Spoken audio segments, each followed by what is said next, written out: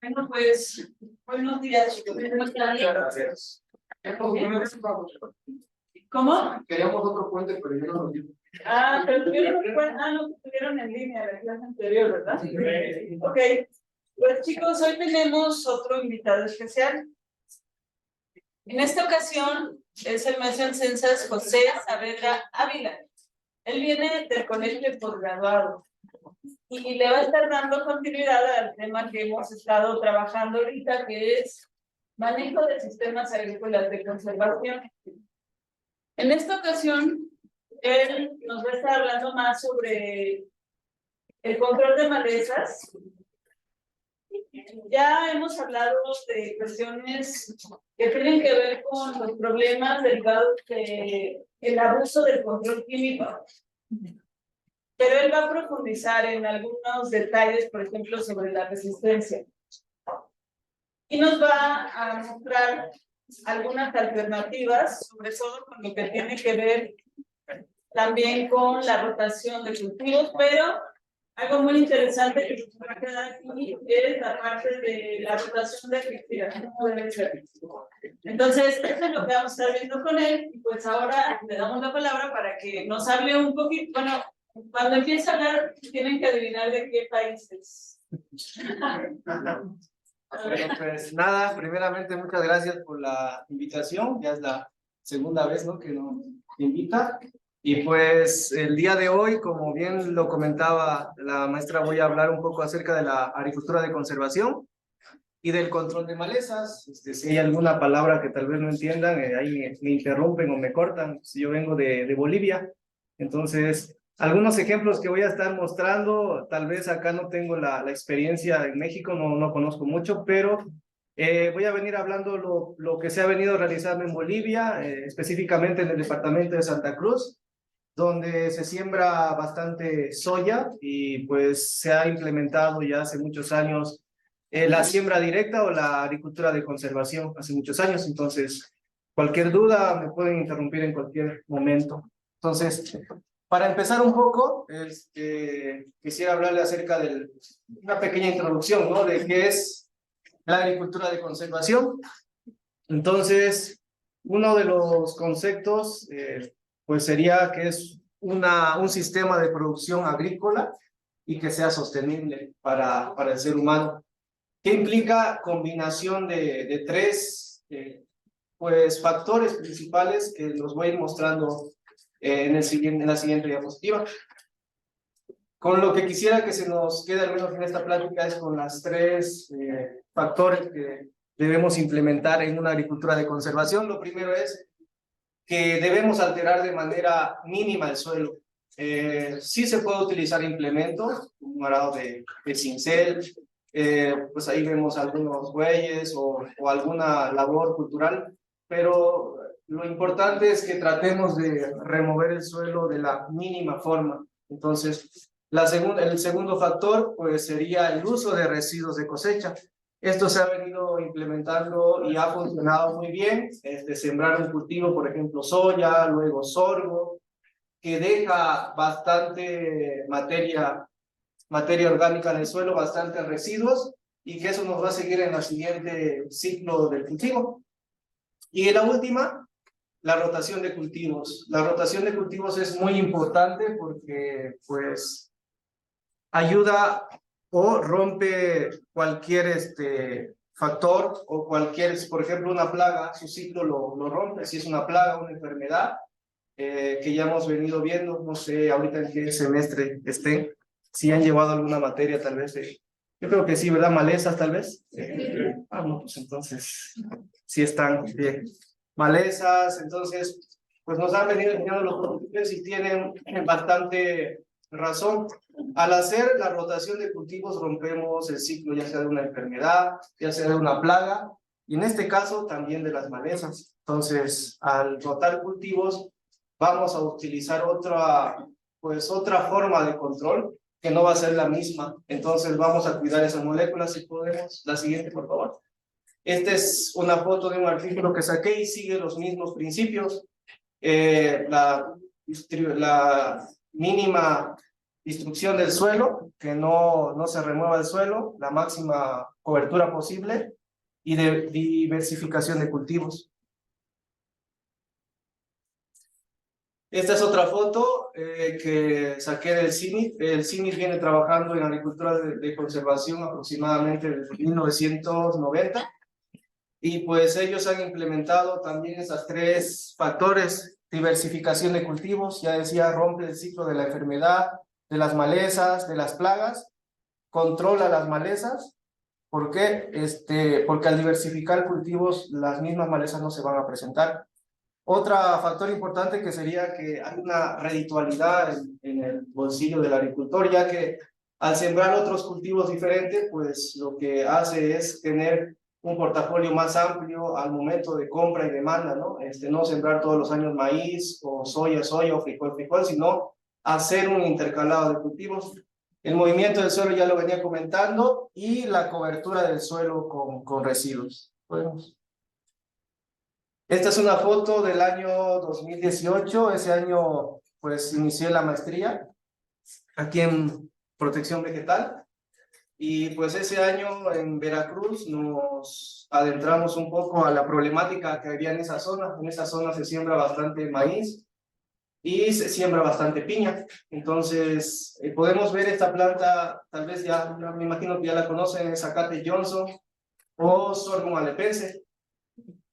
Una problemática de estas malezas es que presenta rizomas, entonces es perenne, se presenta año por año, y la diferencia con el sorgo bicolor es que no presenta rizoma. Entonces, esta maleza de acá, pues de alguna manera va a interferir, y eso seguramente, como ya lo han visto en las anteriores materias, pues quería que quede claro que una maleza es una planta que crece en un lugar donde no se le desea, y aparte, que causa un daño al cultivo y también al bolsillo del agricultor. Entonces, teniendo en claro ese concepto, pues podemos iniciar. Entonces, desde ahí empezamos. Más adelante voy a hablar un poco acerca del manejo que se hizo.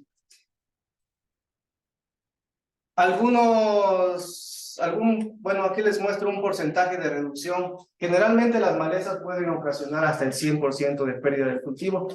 Y muchos autores vienen diciendo 20, 30, va a depender en qué momento nosotros actuemos, porque muchas veces lo que hacemos es ver la hierba y de recién la controlamos, pero en ese momento ya causó un daño, porque al momento de germinar la maleza necesita luz, agua, nutrientes, y aparte de eso compite con el cultivo.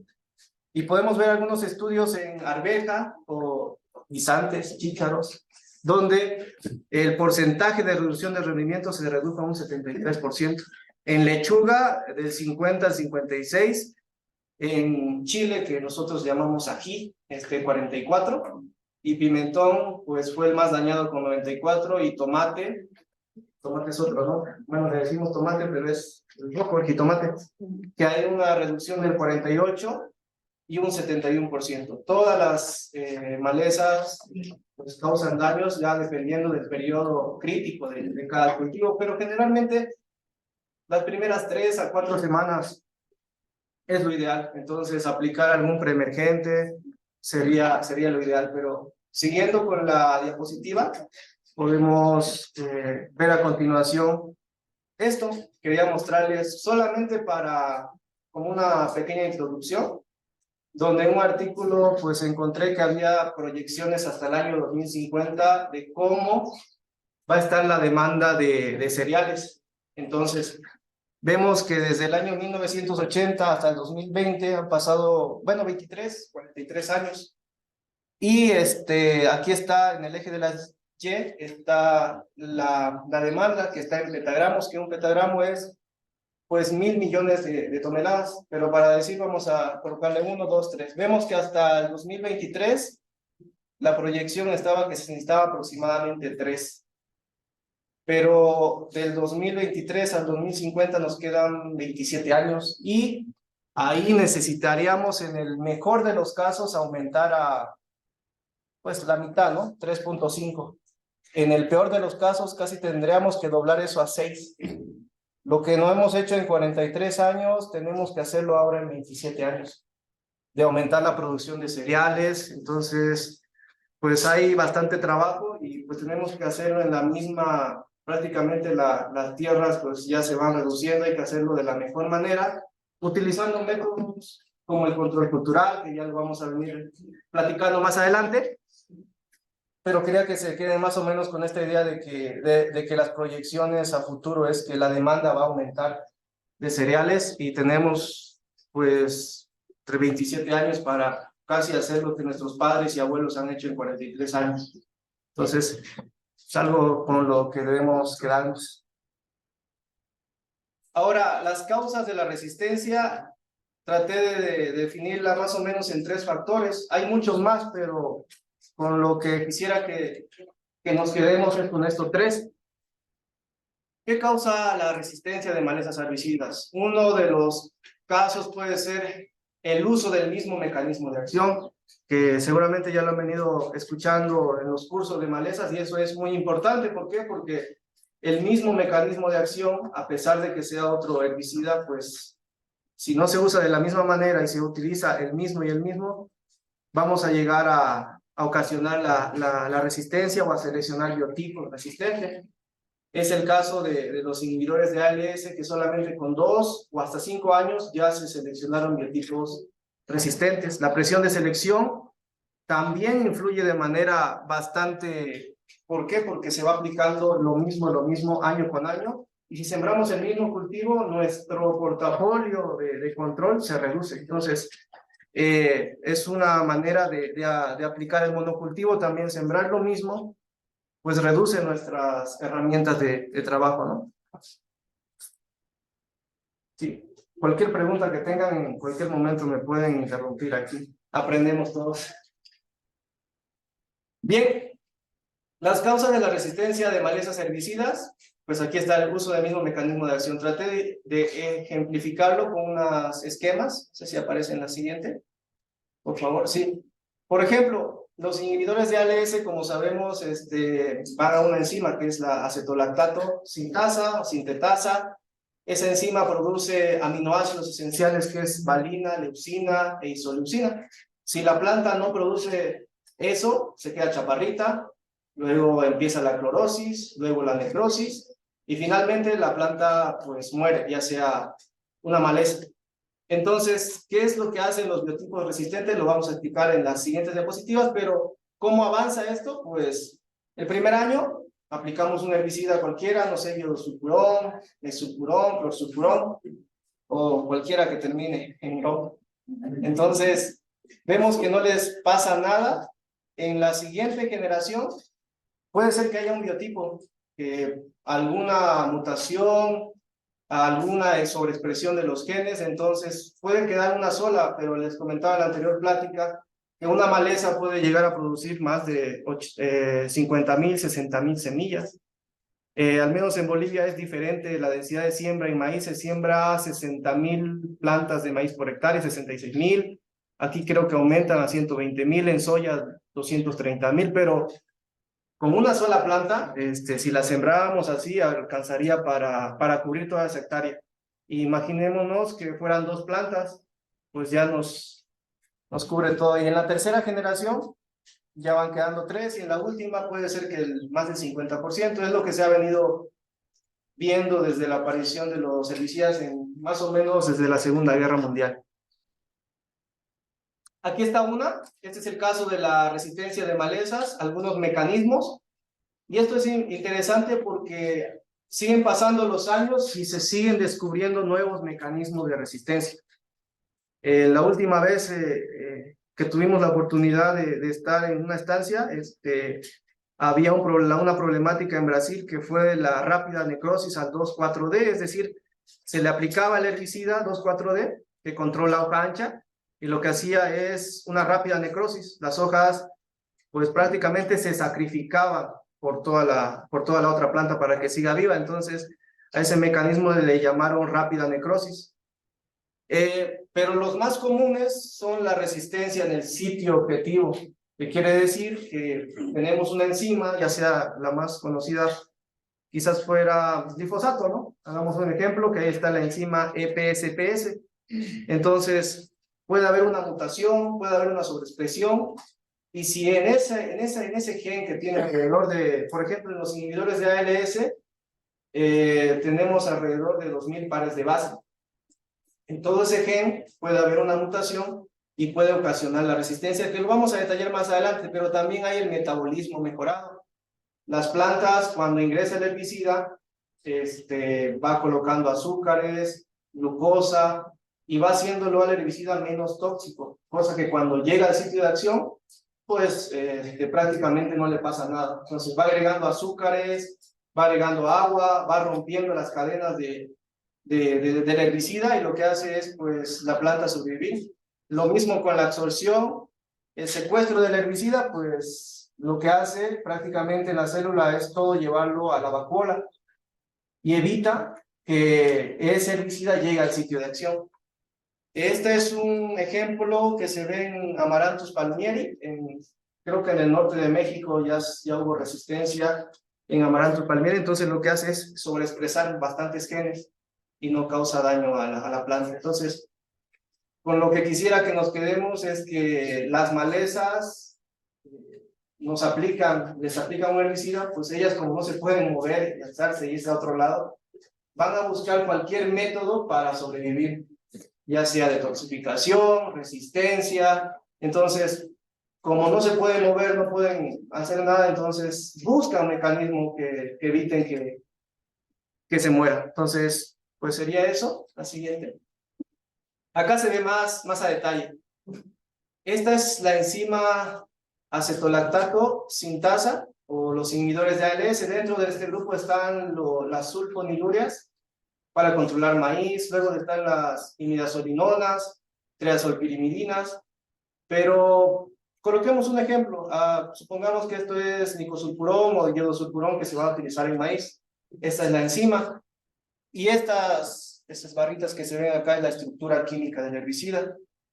Lo que hace es ingresar, como es una estructura tridimensional, lo podemos ver acá mejor.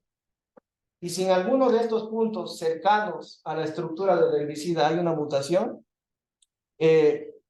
totalmente deforma esa estructura y ya el herbicida no se puede acoplar. Es más o menos como una llave que pues que no le haga el candado. Entonces, así realmente se ve. En otros ejemplos se ve pues que va una llave y no acopla, pero generalmente son así, son cadenas, compuestos químicos, que él se acopla ahí y evita que la enzima produzca. Por ejemplo, tiene que producir valina, leucina, aminoácidos esenciales para su crecimiento. Al no producir eso, la planta, lo que nosotros vemos a los 7, 14, 21 días, primeramente es un amarillamiento. Es por eso no está produciendo aminoácidos. Y luego, pues vemos que la planta no crece, se queda ahí chaparrita, se queda amarilla, y al finalmente, por ejemplo, en el cogollo del maíz empieza una necrosis y finalmente, pues la muerte de la planta. ¿Por qué? Porque el herbicida sí funcionó. Ahora, en las malezas, si hay alguna mutación en estos puntos o alrededor de ellos, pues va a cambiar la estructura y el herbicida no se acopla y la maleza vive.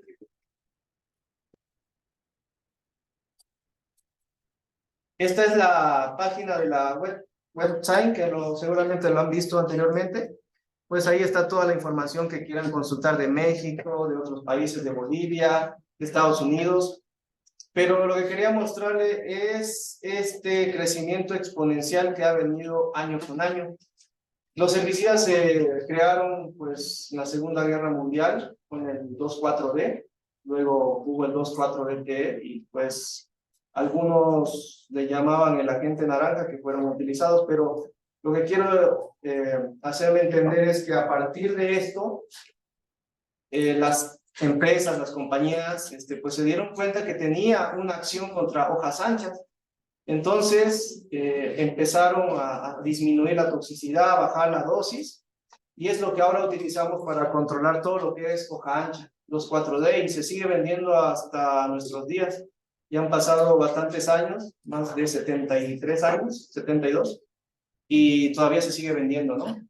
Pero quería mostrarle que subdividí esto cada 20 años, qué es lo que ha pasado. Desde 1950 a 1970 solo había 0.5% del total del 100% de casos. Actualmente hay 513 hasta marzo del 2023. Entonces, las malezas han adquirido resistencia por uno o por otro mecanismo de acción. Y quería mostrarle que en esos años solamente había eso. ¿Por qué? Porque no se conocía tanto los productos, no se utilizaba de la misma manera que se utiliza hoy. Y en la siguiente gráfica ya vemos que en los próximos 20 años, de los 70 a los 90, ya hubo un 23% más de casos de resistencia. En estos años se creó el glifosato, se creó otros inhibidores de ALS, y pues fue un boom. ¿Por qué? Porque los inhibidores de ALS generalmente vemos en las etiquetas que se utilizan gramos, 10 gramos, 20 gramos, algunos otros hasta 1 litro por hectárea, pero dependiendo de la aplicación, pero sus dosis es muy baja. Y pues dijeron, no, esto es lo mejor, no tenemos que utilizar maquinaria, no tenemos que utilizar, bueno, labores manuales, es más fácil, una sola persona puede aplicar 1 hectárea, y se vino usando las mismas moléculas, y en estos años apareció el primer caso de resistencia a inhibidores de ALS, que si no mal no recuerdo, tardó entre 2 y 5 años solamente en presentarse. Es muy bajo el tiempo para que aparezca resistencia, comparado con otros. ¿Por qué? Por lo que mencioné anteriormente, mutaciones, translocación, pero se dio ese caso de resistencia en los siguientes 20 años, desde los 90 hasta el 2010, tenemos el 51.5%. Es donde se ha venido utilizando, han venido apareciendo los casos mayores de resistencia, y en el 2023 que estamos, vamos el 25%. Todo esto hace el 100%, ¿no? Pero todavía nos queda otros 10 años y yo creo que esto se sigue de una manera pues exponencial. Y cualquier información que tengan, pues ahí los pueden consultar en la página oficial. Y nada más era para darle un pantallazo de cómo está la situación ahora y cómo va a seguir hacia futuro. Esto va a seguir incrementando si seguimos utilizando lo mismo, ¿no? ¿Cómo se detecta la resistencia? Pues bueno, lo primero que se hace pues es ir al predio. Generalmente el agricultor es el que dice, mire, ya no está controlando. Nosotros tenemos que darnos cuenta si es una mala aplicación o si realmente la maleza tiene resistencia, y para eso se utilizan diferentes ensayos. Este es la tesis de maestría, que fuimos a recolectar biotipos a Isla Veracruz. Ahí venden bastante piña y siembran bastante maíz a Ciudad Isla Veracruz. Entonces tenían problemas los agricultores que ya no controlaban con el producto, se llama nicosulfuron, Sansón, y estaban utilizando otros más. Entonces lo que podemos hacer es ir a los lugares, y un biotipo generalmente es una mata de plantas que no controló, recolectamos la semilla, le colocamos las coordenadas y le colocamos biotipo 1 y vamos haciendo de todos los lugares. Entonces, ya en invernadero, aquí en parasitología, hicimos los ensayos de dosis-respuesta. Generalmente los ensayos de dosis-respuesta, como si es que hay el tiempo, les explico más adelante, tienen que ser dosis geométricas, es decir, el doble, el triple, y así se va hasta 8, 12, 16 veces la dosis. ¿Por qué? Pues para ajustar un modelo que han venido utilizando desde el año 1990 aproximadamente. Son los modelos de dosis de respuesta, logísticos o no lineales. Pero lo que quería mostrarle acá es los biotipos resistentes. Podemos ver esos 3, que la dosis no logro ver acá, pero aproximadamente la dosis comercial está por acá. Y vemos que la planta sigue viva. Le aplicamos el doble, 4, 8, 16 veces la dosis, y pues de recién ahí le hizo daño, pero aplicar 8 veces la dosis comercial no es factible para un agricultor por el precio, y la otra porque ese herbicida le causa daño al maíz y se aplica bastante. Entonces, ya podemos tener indicios desde ahí que hay una resistencia, y podemos ver que acá, lo que le mostraba, no sé si se logra ver, pero esto es el aminoácido, son puras letritas que viene GT. En cambio acá había una mutación, si no me equivoco era GAA por GAT. Cambió solamente un nucleótido, pero al cambiar el tercero, cambió de un aminoácido a otro. Y si podemos no volver la estructura, ¿no? Ahí les muestro. ¿Regresamos? Sí, por favor. Y si podemos ver la estructura, lo que cambió fue acá, en D376. Entonces, pues prácticamente desconfiguró toda la estructura y esa mutación atribuimos que se puede dar la resistencia. Entonces, explicar esto ya se ve, ahora sí se entiende más para qué es los estudios que se hacen. Y ya con esos estudios, pues se le dice al agricultor, por más que utilices nicosulfurón, iodosulfurón, a pesar de que no haberle aplicado nunca, todos van a ese mismo sitio de acción. Entonces, ya no va a funcionar de la misma manera. Entonces hay que buscar otras alternativas, otros métodos de control y pues buscar la forma, ¿no?, de controlar las malezas. No sé si hay alguna pregunta hasta ahora. No. Sí. ¿Cómo son las plantas que por lo general capturan el herbicida en la rotación?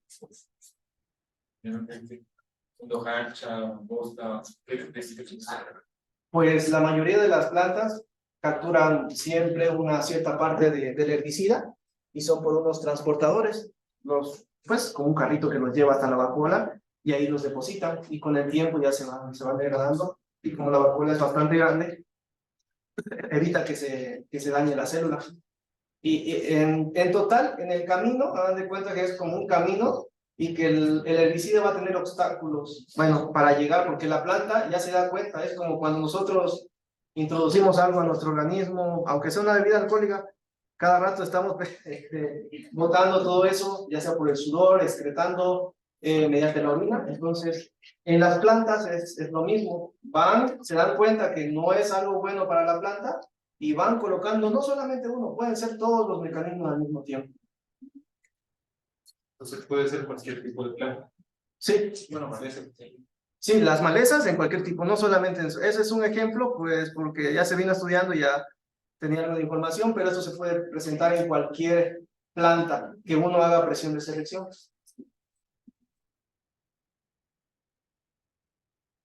Sí, seguimos.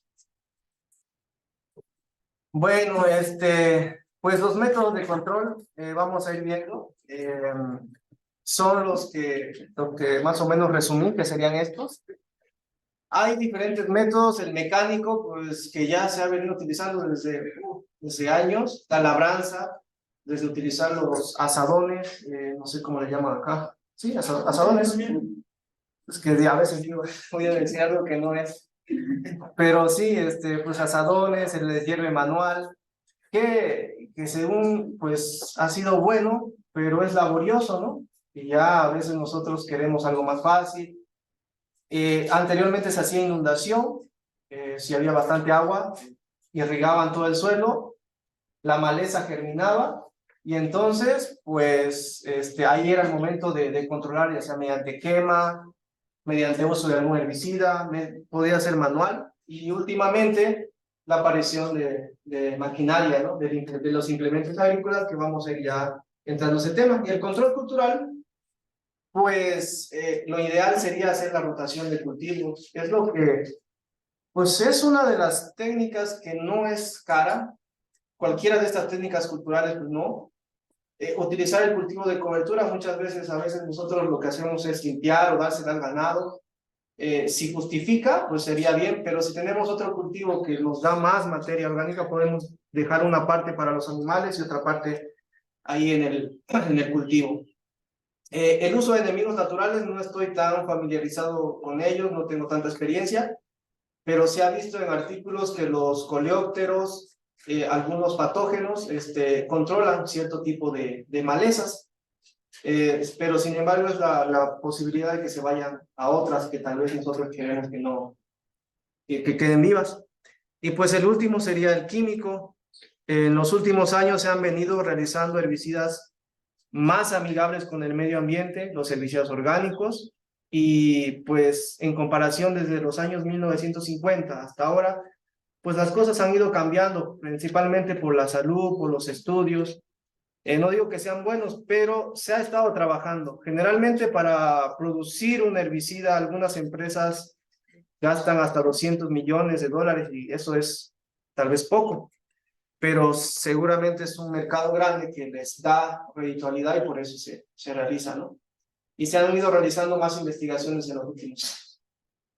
Una pregunta. Sí. ¿Los herbicidas orgánicos hechos así con sustancias alelopáticas naturales, por así decirlo, también causan resistencia? ¿Pueden causar resistencia?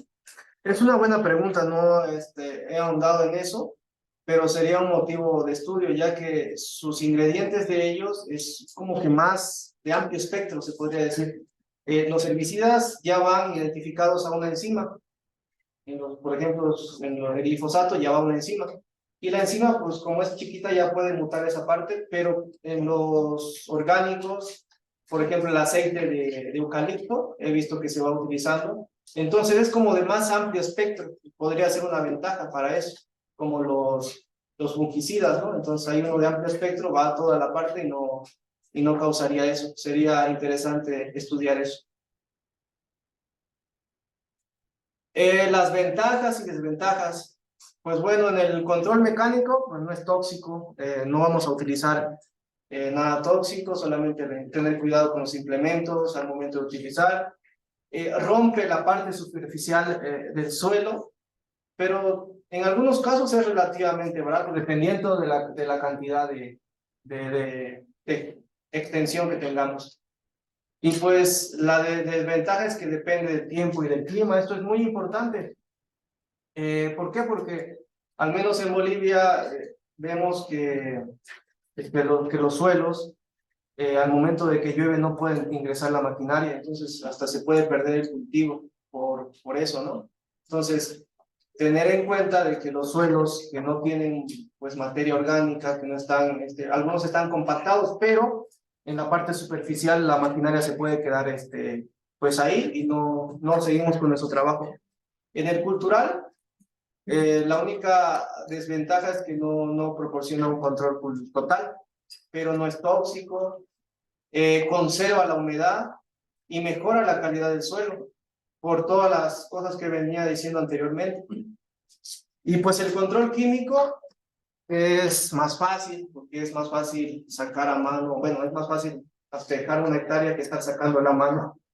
No terminaríamos nunca, esa es una ventaja. Las ventajas, como ya lo mencionaba, la resistencia, la contaminación, no solamente para el cultivo, también para nosotros. Es siempre importante utilizar equipo de protección, porque vamos a ver en las siguientes diapositivas donde se han publicado artículos y se ve como no es la falta de protección, ¿no?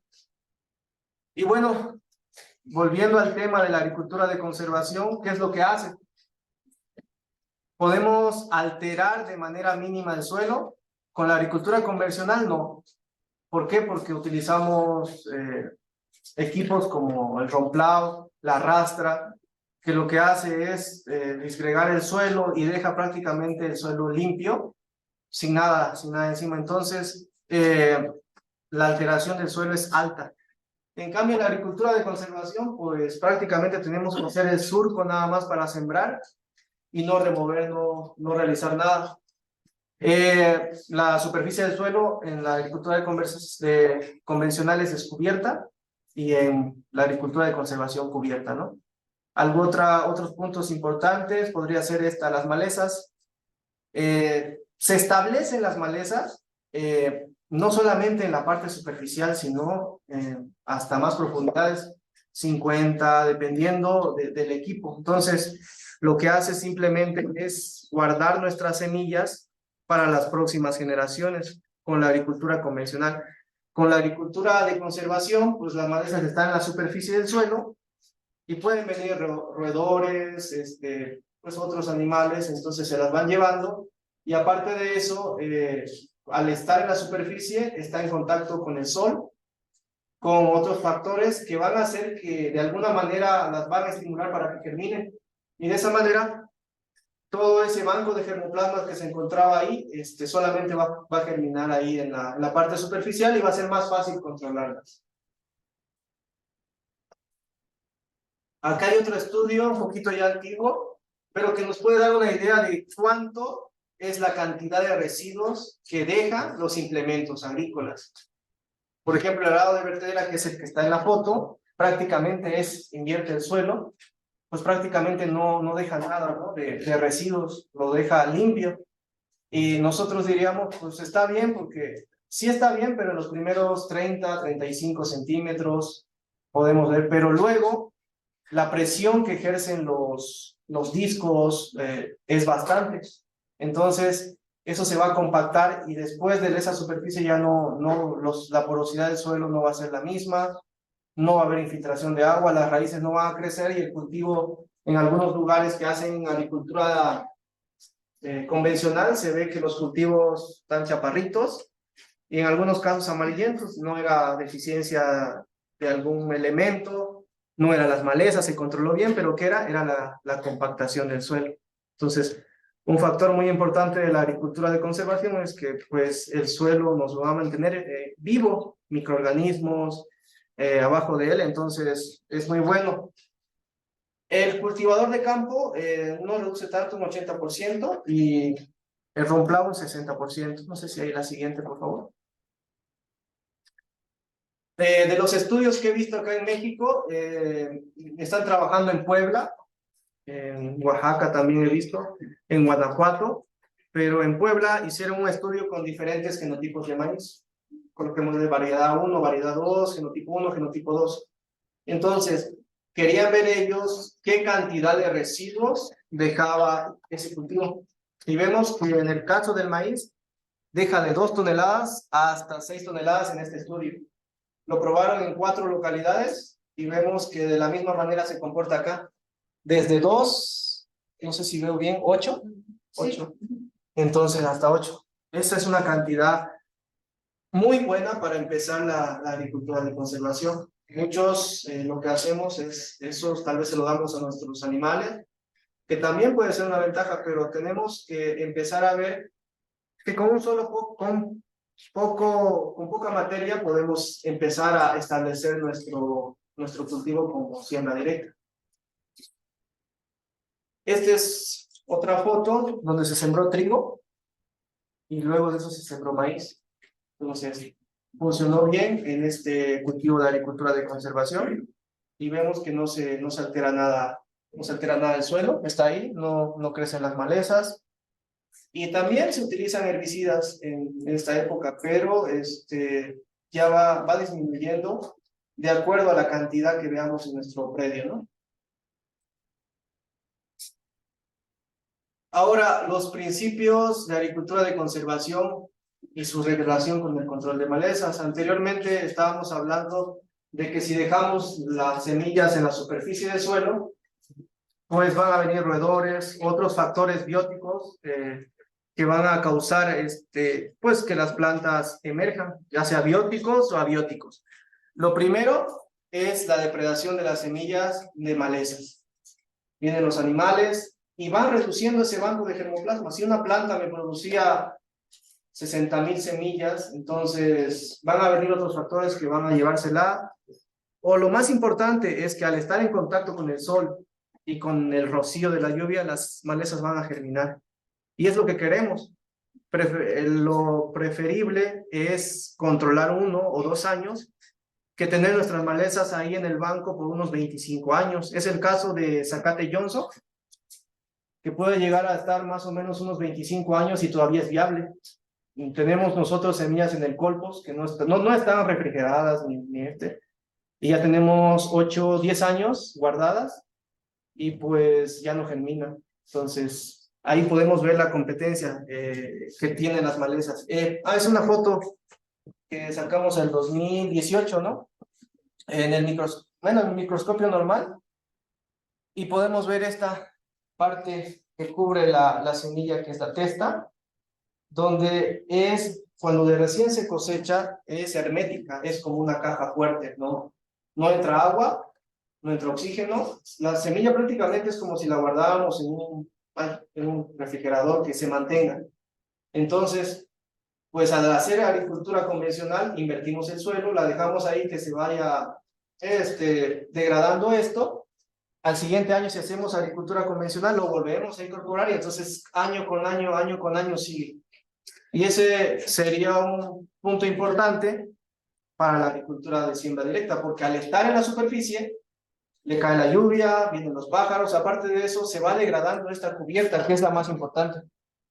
Entonces la semilla germina. No sé, hay otra foto donde se muestra en el microscopio de barrido electrónico, donde es el tamaño de la testa, y esto es como una, sí, también, es como una capa que va cubriendo y cubriendo. Y esto, pues, le aumentamos bastante al microscopio y no se ve ningún poro ni nada. Eso quiere decir que la semilla está totalmente cubierta y protegida. Y es lo que hacen las plantas, buscan la manera de sobrevivir, y esta maleza busca la manera de sobrevivir muchísimos años, puede estar 25 años y todavía va a ser viable. Y pues lo que le decía, en este estudio encontramos que al no hacerle nada a la semilla, probamos diferentes métodos. Ácido sulfúrico, es un ácido que nos daña las semillas. Probamos inversión por 10, 20, 30 minutos. Luego la escarificación manual con una lija. Escarificamos las semillas manualmente. Y aprobamos escarificación manual más ácido gibberélico. Utilizamos bastantes métodos, pero el que mejor funcionó para que las semillas germinen fue la escarificación manual. Y eso lo da los factores bióticos y abióticos, no en el momento, pero al contactarse con la luz, con los animales, con la temperatura, la humedad, entonces de a poco se va disgregando eso. Al menos en la mayoría de las semillas necesitan eso porque presentan dormancia, que le llaman, o latencia. Entonces, tienen que tener algo que las haga germinar. Y en este caso, al menos en sorgo malepense, es esa testa, ¿no? Entonces podemos ver que acá el porcentaje de germinación fue solamente ahí está, 15%, y en el 5 escarificación manual, el 78%, casi un 80%, solamente al hacer esa práctica. En la siguiente podemos, 13%. En esta imagen, sacado de un artículo del 2015, se puede ver cómo se dispersan las semillas en el suelo. Podemos ver que si hacemos agricultura o labranza cero, que no tocamos el suelo, podemos ver que más del 75% está en los primeros 5 centímetros. Pero no es el caso de la agricultura convencional, donde vemos que esto se va hasta los 15 centímetros. Entonces, prácticamente se va todo nuestro banco de germoplasma hasta los 30 centímetros. Y en la siguiente campaña hacemos lo mismo, agricultura convencional, lo volvemos a volcar, vuelve a nacer y sigue el proceso. Entonces, tenemos todo nuestro suelo prácticamente cubierto de maleza. Si lo tenemos en agricultura de siembra directa, con el 75% ya podemos controlar y ya no va a ser tanto el siguiente año. Y bueno, ya continuando con esto, tenemos sobre la gestión de malezas. Acá, pues algunos puntos importantes ya lo he venido mencionando, pero pues son las medidas preventivas. A veces es mejor prevenir que lamentar, dicen. Entonces, es cierto, si tenemos un grupo de biotipos, pues si no es mucho se puede arrancar, se puede controlar, se puede cortar, se puede hacer eso, y con una sola planta que controlemos, pues estamos bajando el banco de semillas. La época de siembra es importante, los residuos ya venía comentando anteriormente, la asociación de cultivos y la rotación. Es importante rotar ya sea gramíneas, hoja ancha, el control químico de malezas. Si hacemos todo esto, ténganlo por seguro que se va a reducir el control químico. No va a llegar a los extremos que hemos estado viniendo hasta estas épocas, y pues la presión de selección va a bajar y por ende los biotipos resistentes van a bajar si se hace todo esto de manera preventiva. Ya lo mencionaba acá, las medidas preventivas contra malezas, pues la reducción de propágulos. Hay muchas maquinarias que no solamente de un lote a otro lote, o a veces no todos los agricultores tienen maquinaria, entonces algunas veces alquilan o alquilamos, y lo que hacen es prestarse la maquinaria o viene el operador y pues directamente, pero lo que debemos hacer es limpiar. ¿Por qué? Porque al momento de la cosecha se reúne todos los tipos de malezas ahí con unas pocas que nos dejen, pues ya nuestro cultivo está determinado a estar controlando. Eso es más gasto para el agricultor, más tiempo, más costo. Entonces, con un simple acto de limpieza, podemos reducir estos propágulos. Y la siguiente sería, sí, esa. Pues esta es una sembradora de siembra directa. Pues ya me imagino que la deben conocer, pero pues su función principal es esto, los discos. Al tener la cama cubierta de residuos, lo que va haciendo es cortar. En algunos casos, si quieren sembrar, principalmente utilizan uno que se llama rolo, que es se va a todas las superficies como un rodillo grandotote, entonces se va por toda la superficie y va ahí como haciendo como un colchón. Y luego de eso, se le coloca la sembradora de siembra directa, se abre ese colchón, se coloca por acá la semilla, de acá arriba cae, y la última rueda va tapando, ¿no? Y pues de esa manera solamente utilizamos una línea y removemos de la manera más mínima el suelo.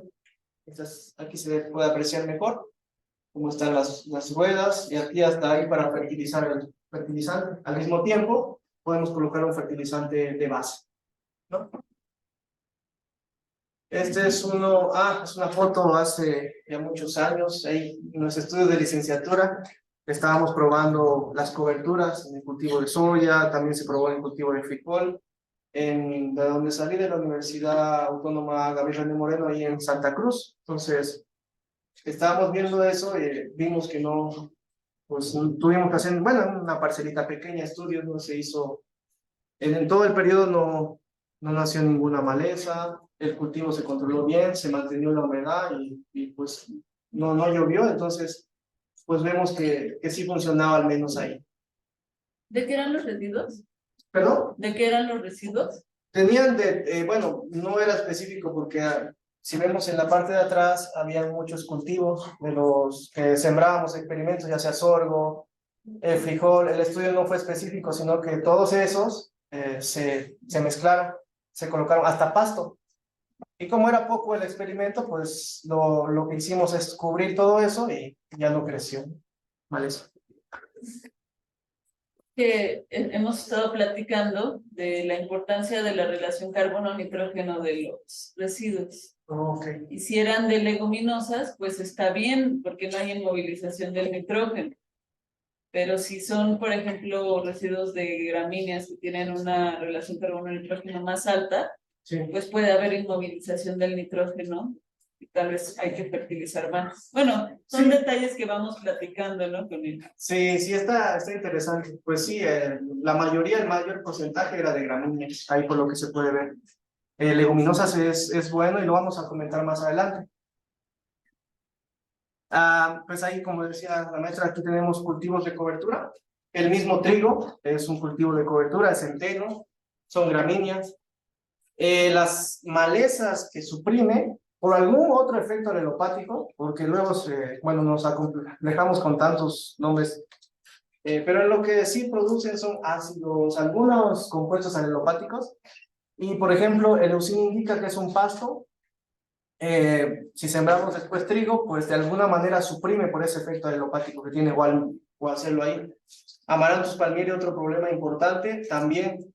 Entonces, es algo que se debe considerar para implementar esto, ¿no? No sé si en la siguiente, de favor. Acá podemos ver la producción de biomasa de cultivos de cobertura. Este estudio se realizó, bueno, lo publicaron en 2020, pero hicieron estudios en 2005, sembraron 2005 y calcularon qué porcentaje de biomasa producían. Lolium multiflorum es una maleza muy perjudicial a nivel mundial, que tiene resistencia a más de un sitio de acción. Entonces puede ser resistente al glifosato, puede ser resistente a nicosulfuro, no sé. Es una gama amplia y pues se podría utilizar para esto. ¿Por qué? Porque produce biomasa. Entonces vieron que en 2005 la sembraron y produció alrededor de 2.500 kilogramos, 2.5. Entonces, después del otro año produció 3.5, 1.000 kilogramos más, ¿no? Entonces, sí aporta materia al suelo. Y ahí tenemos la avena, también tenemos al centeno, que producen pues, por ahí arriba de las 2 toneladas. También tenemos al trigo, que es lo que se siembra bastante, que puede llegar a producir hasta 2.5. Entonces, tenemos opciones y tenemos aproximadamente la cantidad que pueden dejar en el cultivo. Esta presentación la dio un doctor que fue a dar una conferencia sobre el manejo de soya ahí en Bolivia, y donde venía realizando estudios año con año, el doctor Joao Carlos. Entonces presenta esta gráfica interesante donde muestra la descomposición. Si bien nosotros vamos a tener esas 2 toneladas, las 2 toneladas no se van a mantener hasta el final del cultivo. Se van degradando o los mismos microorganismos las van degradando, la van convirtiendo en materia orgánica, la van convirtiendo en otros compuestos. Entonces vemos que para la descomposición del sorgo empezó con 6.95 de masa seca, materia seca.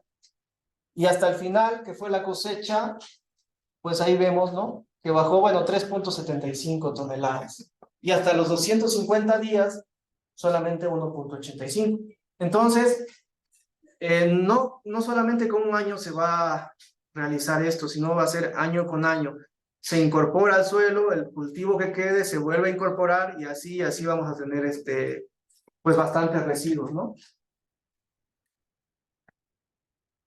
Y bueno, la asociación de cultivo pues ya se viene haciendo desde nuestras épocas, desde hace bastantes años. Nuestros abuelos lo que hacían era sembrar, por ejemplo, caso de maíz, se sembraba, se dejaba que esté unas 3, 4 semanas, luego se sembraba el frijol o alguna calabaza, y de alguna manera eso funcionaba. ¿Por qué? Porque no solo al tener ese cultivo, el frijol, pues también era agresivo, no dejaba que crezcan las otras malezas.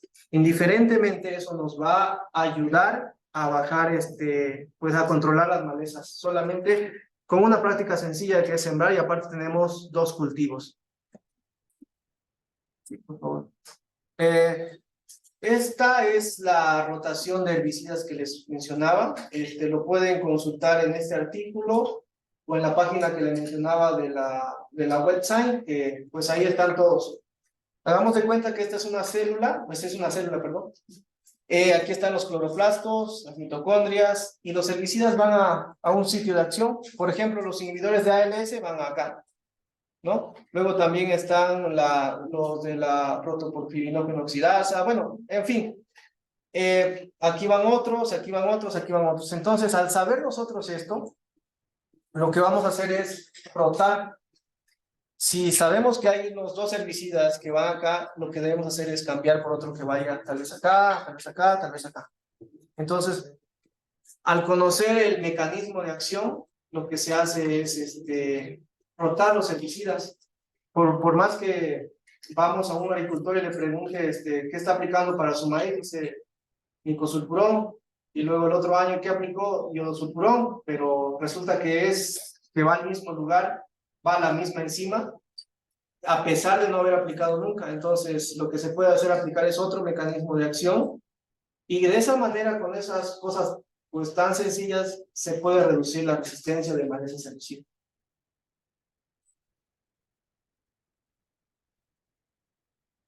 Bien, aquí tenía un ejemplo. En la siguiente, coloqué los ciclos de los cultivos. En Bolivia, acá generalmente, pues al menos en el colegio de posgraduados, sembramos una vez al año. Pues por las condiciones, por el tiempo, se podría sembrar 2 veces. En otros lugares, pues al menos en Bolivia son 2 ciclos, invierno, verano. Por eso le coloqué ciclo, no año, sino entonces... Supongamos que tenemos un cultivo de maíz. Es la enzima que ya viene comentando anteriormente. Este es el herbicida, nicosulfurón, que me controla hoja ancha y me controla pastos. Y se aplica en post-emergencia, generalmente a la 3ª semana, la 2ª semana. Lo ideal sería aplicar un preemergente, y ya con eso nos evitamos de todo esto. Pero podemos hacer una rotación de mecanismo. Al otro año no se puede sembrar maíz, se puede sembrar sorgo, lo ideal es sembrar una leguminosa, en este caso soya. Y podemos utilizar otro mecanismo de acción, que son los inhibidores de ACC-ASA. Entonces, ahí está el aloxifop, Clethodim, Cialofot, pero en este caso aloxifop me controla lo que son pastos. Si quisiéramos otro que me controle hoja ancha, podría ser un Comesafem o algo así. Y el tercer ciclo, podríamos volver a sembrar maíz, tal vez, lo ideal sería otro, pero podemos utilizar ya no nicosulfurón que pertenece a esto, sino utilizar otro herbicida que se llama topramesones. Se han venido utilizando desde el 2007 y han demostrado que no causan tanta fitotoxicidad como estos de acá. Estos de acá puede decir la etiqueta que se puede aplicar a las dosis recomendadas, pero en la poca experiencia que tenemos, hemos visto que le causa mucho daño a algunos genotipos. Nicosulfurón.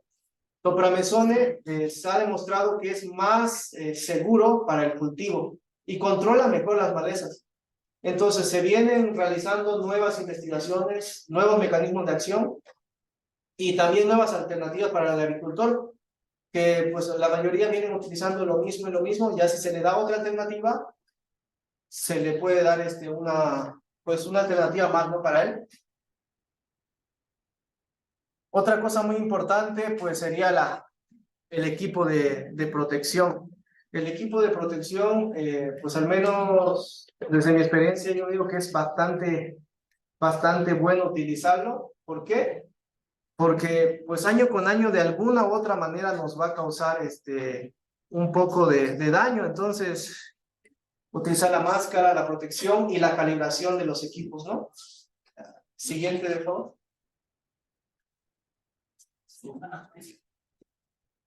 Creo que sí, sí, no sé. La siguiente, creo, no está. Quería mostrarle hasta la siguiente, la otra. Ah, esa. Bueno, este caso es es un equipo que se llama WebSurfer. Es un método de control que se ha venido utilizando. Desde el 2018 aproximadamente salió un artículo. ¿Y qué es lo que hace? Pues generalmente es prácticamente como una invertida con una barra, donde en la parte inferior tiene cuchillas. Entonces lo que va haciendo es, a veces la maleza crece más que el cultivo, la corta a ras sin cortar el cultivo, y lo que hace es que no produzca semillas. No produce semillas y baja el banco de semillas, como se puede ver.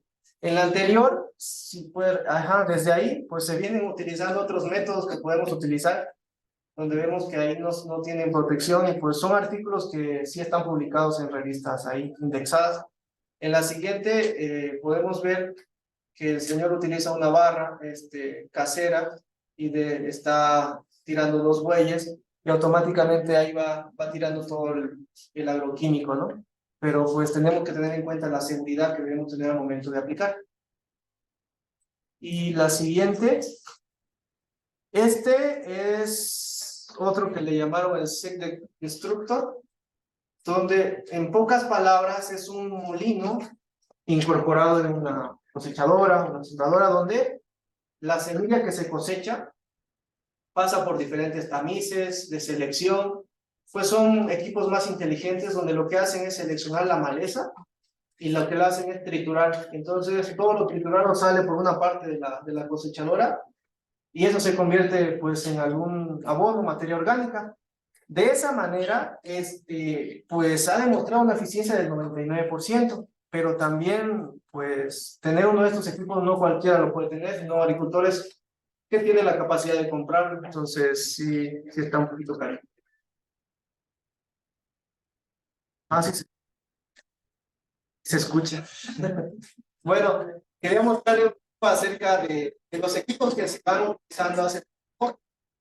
Pues por propaganda simplemente salió, pues, pero realizar las se vienen, me imagino, utilizando bastante acá también en la zona norte, sur, pero también no todos los agricultores pueden llegar a esto. Pero a lo que quiero llegar es que los agricultores en grandes cantidades de área pueden darse esos lujos de tener estos equipos, y les ahorra bastante. Tal vez uno pensaría es muy costoso, pero el costo-beneficio para una cantidad extensiva pues es bastante bien, porque la barra puede llegar desde 27 hasta 40 metros, y 40 metros de ida, 40 de vuelta, Aparte de eso, cuenta con sistema GPS, cuenta con control remoto, aire acondicionado. Entonces, pues prácticamente lo que hace el que tiene estos equipos, se entra, le coloca las coordenadas por donde quiere que trabaje y pues no tiene que hacer nada más. Entonces, ahí escuchar una cancioncita.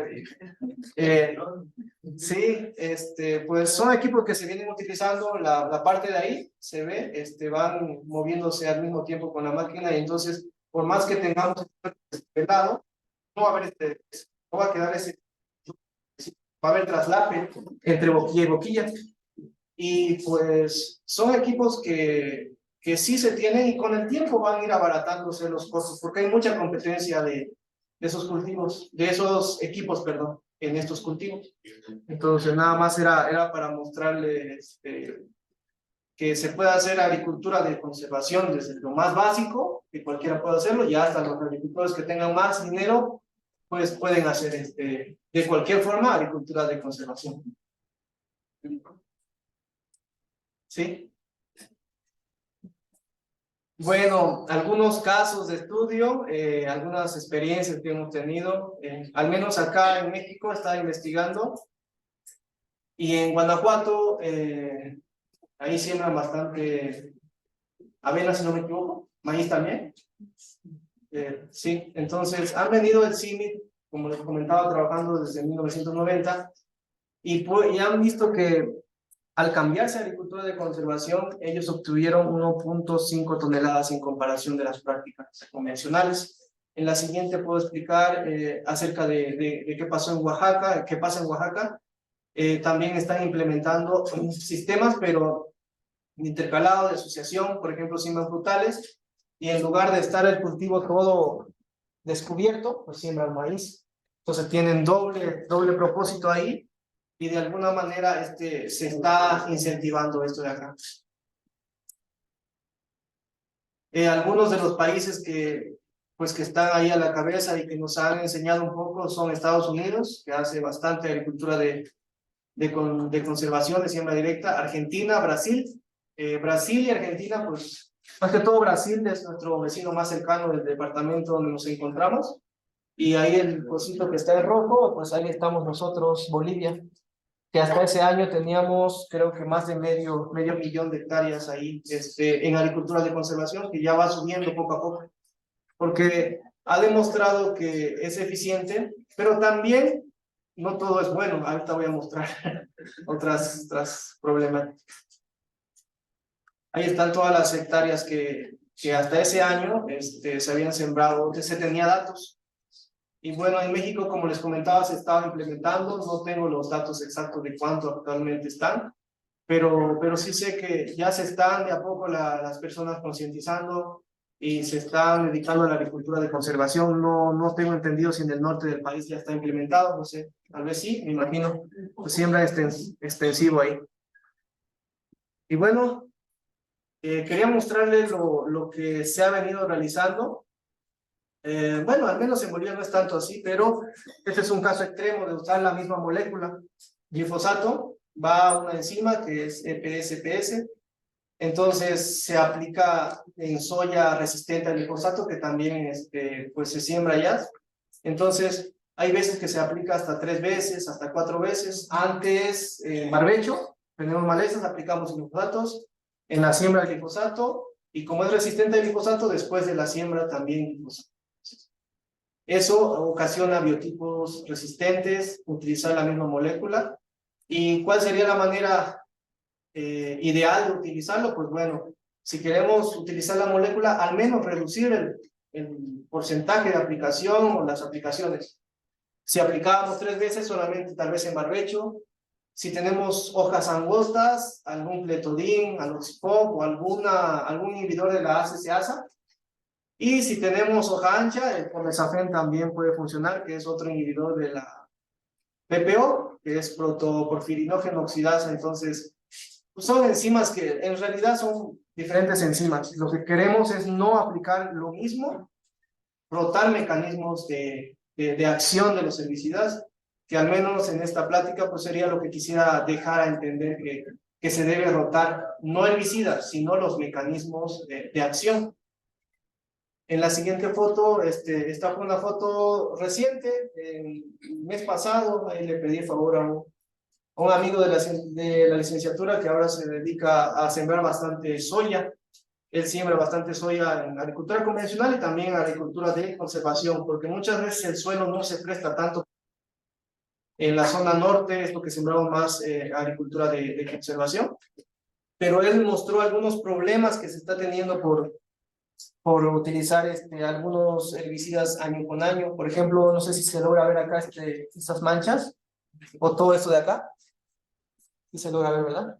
Entonces, eso todavía no se sabe. Bueno, al menos me dice que podría ser Amaranthus palmieri. Amaranthus palmieri es una maleza muy perjudicial en Estados Unidos, en México.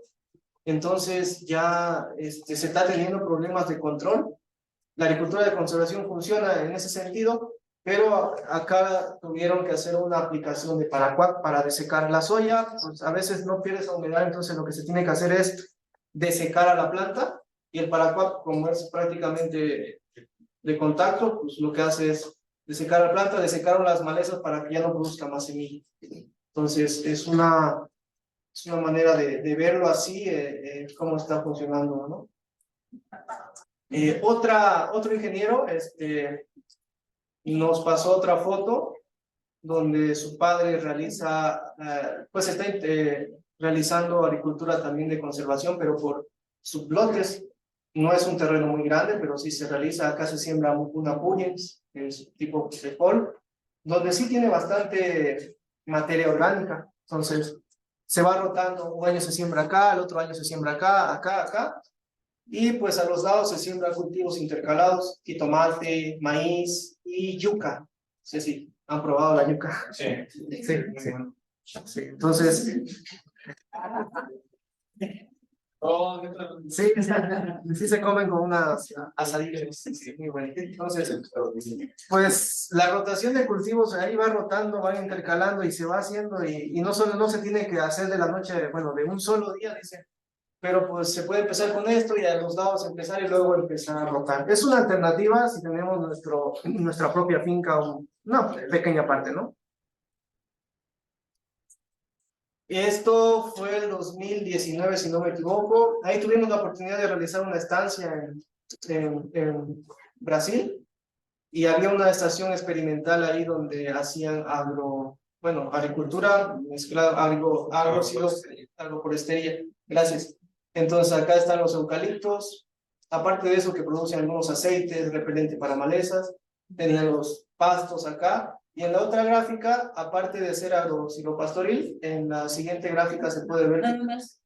Sí, entonces una cosa es agroforestería y todavía más amplio es el sistema agrosilvopastoril, ¿no? Sí. Porque ahí ya también van animales.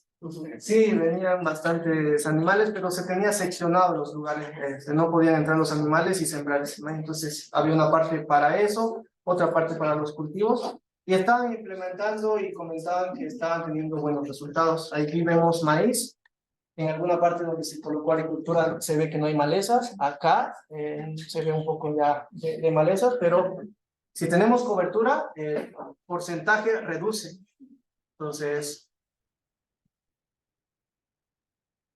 y bueno, no sé si quedó tiempo para enseñar o... Tenemos 14 minutos. Sí. Pues bueno, no sé si tal vez o tal vez en malezas han realizado estudios de dosis respuesta. Yo quería mostrarle un poco lo que se hace en IR, pero si me lo permiten y si tienen tiempo, si no, ahí lo pueden. Sí. Entonces, para explicar un poco, se probó un cultivo que es berro, y se aplicaron dosis crecientes desde 0, 0.6 y así va subiendo geométricamente. Ahorita la dosis comercial no menciona el herbicida, pero solamente como ejemplo, supongamos que esta es la dosis comercial.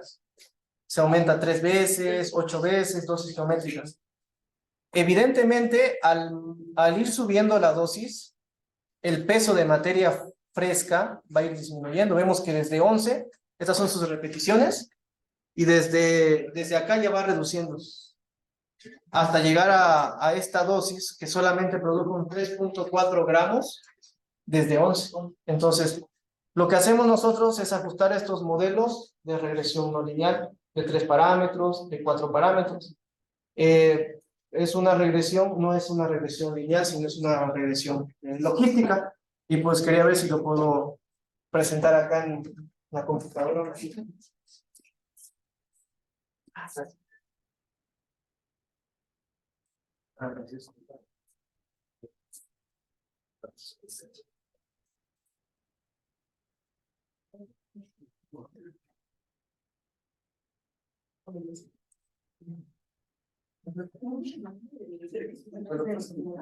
Sí.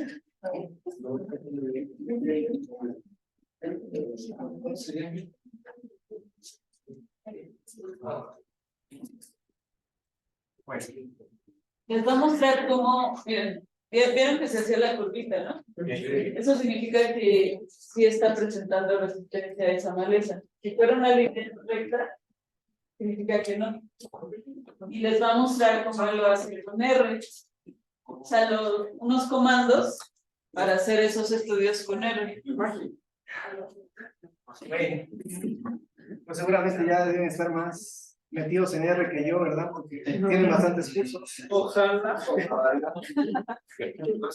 Pues esta herramienta yo tuve en 2014 más o menos, ya por propia curiosidad que sea a meter en este mundo, pero no se termina de aprender ahí muchas cosas, es muy grande el camino. Entonces, lo que queríamos mostrarles es, sí, ¿verdad?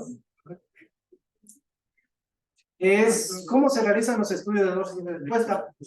Se puede realizar esto y lo interesante es que se puede adaptar no solamente a plagas, a enfermedades, porque generalmente tienen una colonia de alguna enfermedad, de algún ciclo, de algún hongo patógeno, se puede aumentando la dosis de fungicida y también se puede adaptar ahí.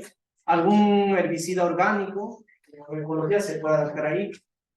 Alguna fitotoxicidad del cultivo también se puede adaptar ahí. Entonces, lo que vamos a mostrar es esta librería que se llama DRC. ¿Sí se logra ver? Sí. Lo vemos en blanco para el que mejor sea anterior grupo. Vamos aquí, global 8,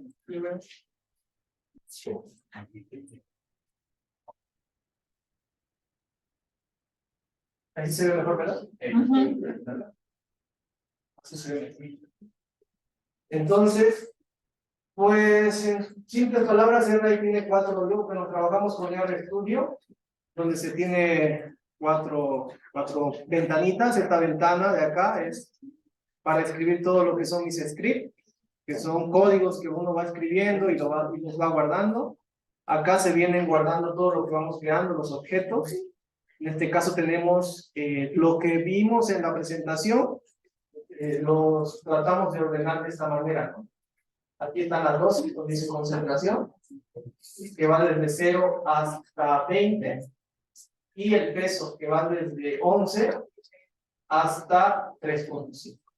Entonces, lo primero que hacemos es llamar a los datos, bueno, utilizar esta librería DRC, y podemos buscar acá en paquetes, le colocamos DRC, que significa análisis de dosis respuesta, curva de dosis respuesta. Le dan ahí, y ahí ustedes pueden empezar a ahondarse en este mundo donde hay muchos modelos donde ajustar, hay ejemplos, hasta se les muestra de manera más intuitiva, más fácil. Vamos a trabajar con este dato que ya está cargado aquí, y vamos a ver si funciona la librería de ggplot. Con ggplot, sí lo han utilizado, ¿no? Sí, son gráficas. Entonces, hago una gráfica solamente para saber cómo se distribuyen mis datos. Aquí primero llamo a la base de datos, que es Epidio. Luego en AES son mis coordenadas X, que sería la concentración del herbicida, y Y, el peso. Luego le coloco que me coloque puntos y me los coloque de un tamaño 4. Les quiero, le puedo colocar 6 para que sea más grande. Y el tema clásico. Entonces, ahora vamos a ver si corre. No, creo que no corrió. Y tal vez lo cargué la librería. A ver. Listo. Dice que si en R no te equivocas. Entonces, sí se ven muy grandes los puntos, pero vamos a reducirle a 3. Acá me muestra en esta gráfica que en el eje de las X está la concentración.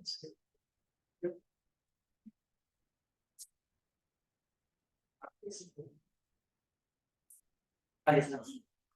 Entonces, vemos que a la dosis 0 no se le aplicó nada, pues el peso está hacia arriba, ¿verdad? Luego vemos que a medida que se va subiendo la dosis, la respuesta de la planta no es una regresión lineal, porque si fuera acá, quedaría acá, acá, acá.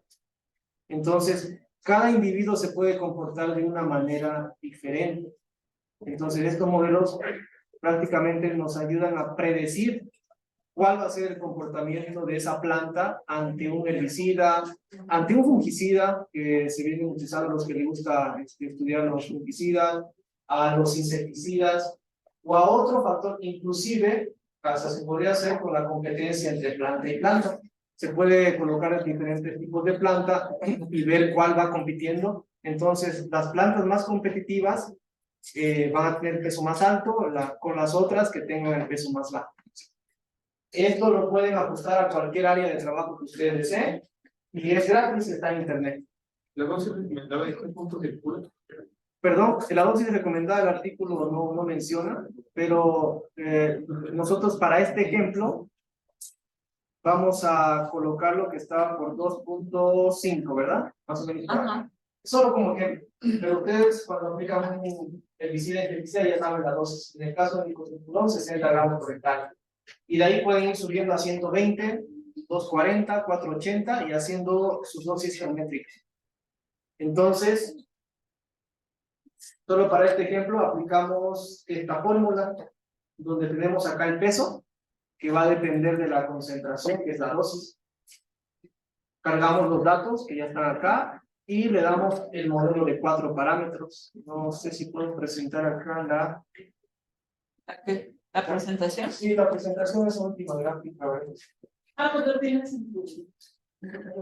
Sí se puede proyectar, ¿verdad?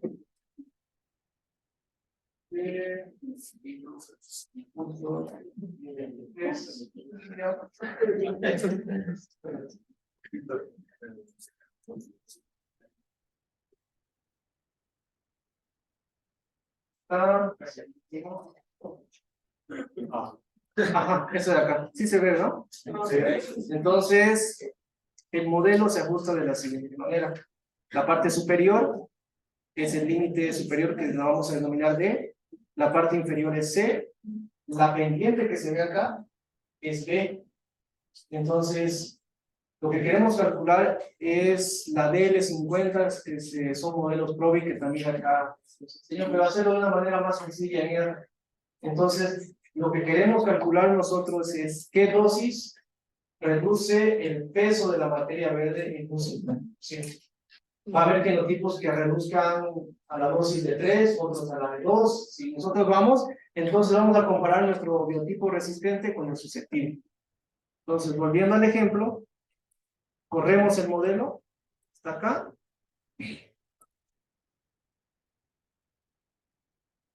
Aquí es summary, es para darle pues un resumen de nuestro modelo que ya se guardó y vemos que de una manera fácil ya me lo corrió. Ahorita vamos a ver.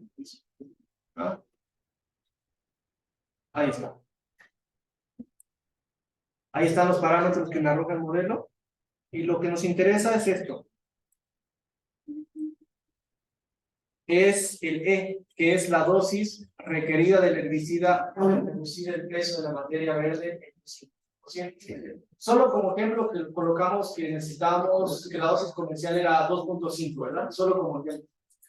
Pero vemos que acá necesita 3.6 para reducir el 50%. ¿Qué quiere decir esto? Que necesita más de la dosis comercial para reducir el peso de su materia en un 50%. Si nosotros lo comparamos con otro genotipo, ya podemos hacer nuestros cálculos de cuál puede ser resistente o cuál puede ser susceptible. Entonces, este necesita más de la dosis comercial supuesta que habíamos planteado. Y nada más, ya si queremos hacer una gráfica, pues ya le podemos colocar el nombre. Esto viene por defecto en el programa. Si queremos la línea roja o la línea azul, ahí está. El ancho, el nombre y pues en los ejes de las X y de las Y, ¿no? Colocamos ahí. Y ahí me da la curva. Podemos ver ahí, se ve mejor.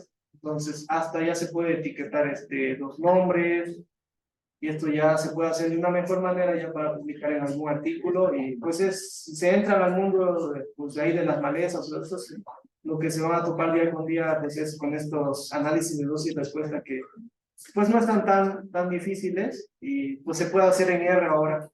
Entonces, pues eso era lo que quería mostrarles. Si hay alguna duda, estoy ahí. Gracias.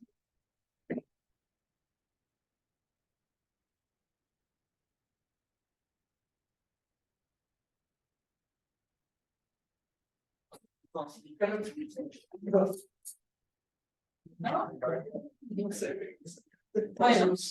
pues aquí se sigue ampliando nuestro campo de entendimiento para poder manejar las malezas de forma más integral, ¿no? Ya no, vamos a llamarle limitado, ¿no? Como que de repente tenemos un poquito de limitaciones al ver esto. Pero creo que con este tipo de conferencias que hemos tenido, ya tenemos más herramientas para pensar en posibles soluciones. Bueno, vamos a agradecerle, vamos a darle su reconocimiento al maestro en ciencias José Ignacio Saavedra por impartir la ponencia Manejo Integrado de Malezas en Agricultura de Conservación del 2 al 10 de mayo de 2023, dirigida a 3 grupos de alumnos de quinto año en el marco académico del curso de Agricultura de Conservación, con una duración total de 4.5 horas. Gracias.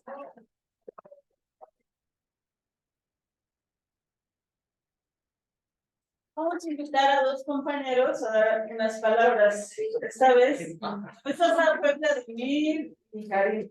Pues ahora vamos a invitar a Isabela y a Milet.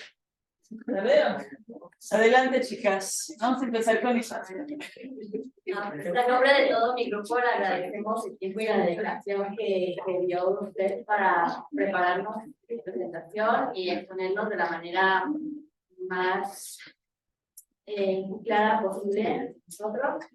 Y también le agradecemos el tiempo para venir aquí a presentarnos la ponencia. Gracias. Muy bien. Gracias. Posibles felicidades, se ve que es esfuerzo, no cualquiera está haciendo una maestría en clases corporativas, finalmente estamos en el proceso para aprender. Creo que es como un ciclo, ¿no? Y todo que está haciendo una posición donde ya se hace una maestría y sabes más de maleza de clases. No, pues gracias, pues agradezco por... No pasa nada de ahí otra vez. No, pues gracias, pues a mí también me tocó ser estudiante y a veces uno no encuentra cómo realizar estudios y análisis, pero pues estar ahí día y a veces hasta de noche, ahí está la maestra, que es un poco difícil, pero pues lo poco que uno sepa, pues yo trato de transmitirlos y a uno así aprende más y pues este conocimiento a veces es libre, está en internet, está en todas partes, pero concentrar todo ese conocimiento para que ustedes pues, ya se dediquen tal vez a otra área y tal vez puedan utilizar estos modelos, estas formas, entonces que les pueda servir para tener su grado, ¿no? Y luego ya ahí lanzarse a lo que es el campo o la docencia, no sé. Entonces, a ustedes las gracias y saber cuánto estamos en cada vuelta.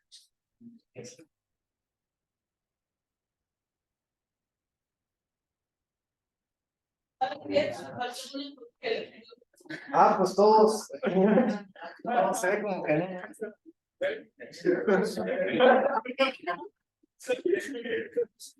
No, ahí. Sí, pero ya, todos acá, no sé. ¿Será que entra? Sí, sí, ¿verdad? Entramos. Para que Después,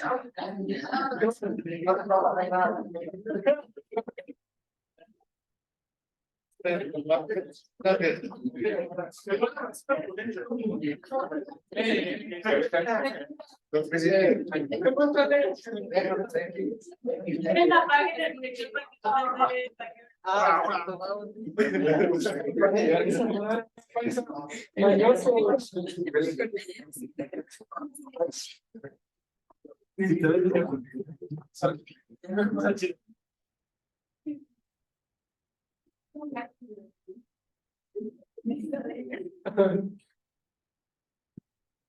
Buenos días.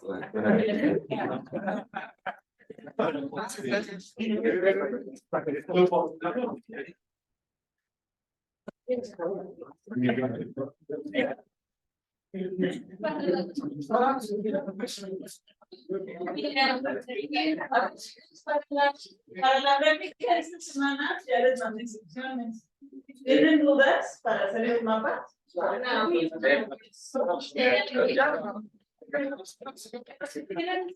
Me mandan mensaje. Ya hicieron. Venga, las instrucciones. Otra